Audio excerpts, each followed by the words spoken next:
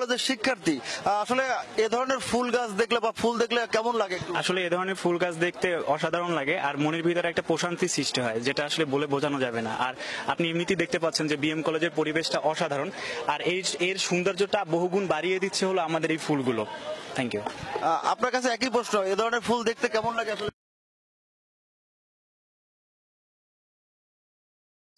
মনের মধ্যে কালিমা দূর হয় কি? বা হ্যাঁ, ফুল দেখলে মনের কালিমা তো অবশ্যই দূর হবে। ধন্যবাদ আপনাকে।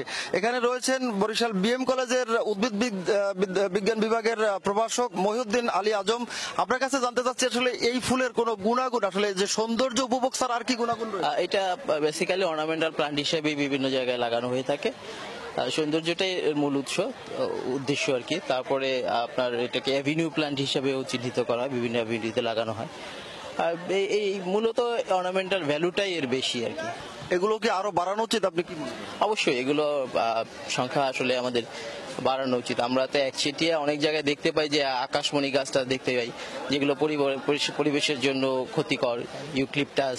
এইগুলো বাদ দিয়ে মনে হয় কৃষ্ণচূড়া, রাধাচূড়া এগুলো লাগালে ভালো হয় আর কি।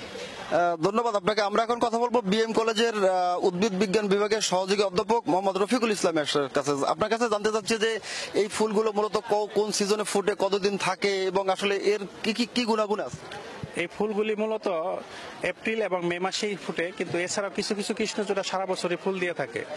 আর এভিনিউ ট্রি এবং সৌন্দর্য বর্ধনকারী উদ্ভিদ হিসাবে ছাড়াও এর কিছু কিছু গুণাগুণ আছে, যেমন সোনালুর ফল, এটা যদি ভিজিয়ে খাওয়া যায় তাহলে এটা ল্যাক্সেটিভ হিসাবে কাজ করে।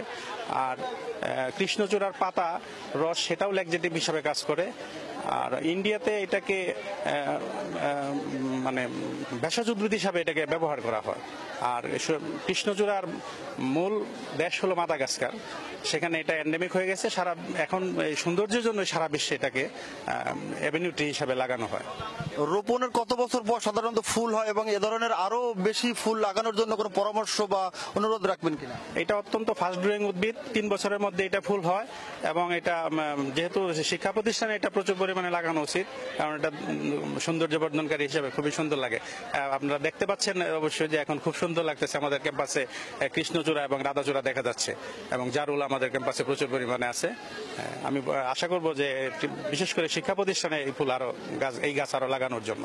আপনি নিশ্চয়ই শহরময় দেখেছেন যে কৃষ্ণচূড়া, রাধাচূড়া, সোনালু, জারুল বিভিন্ন জায়গায় ফুটে আছে, তাদের স্বমহিমা মানুষকে মুগ্ধ করছে। আসলে আপনি একজন যখন পথচারী কিংবা দর্শনার্থী হন তখন কেমন লাগে?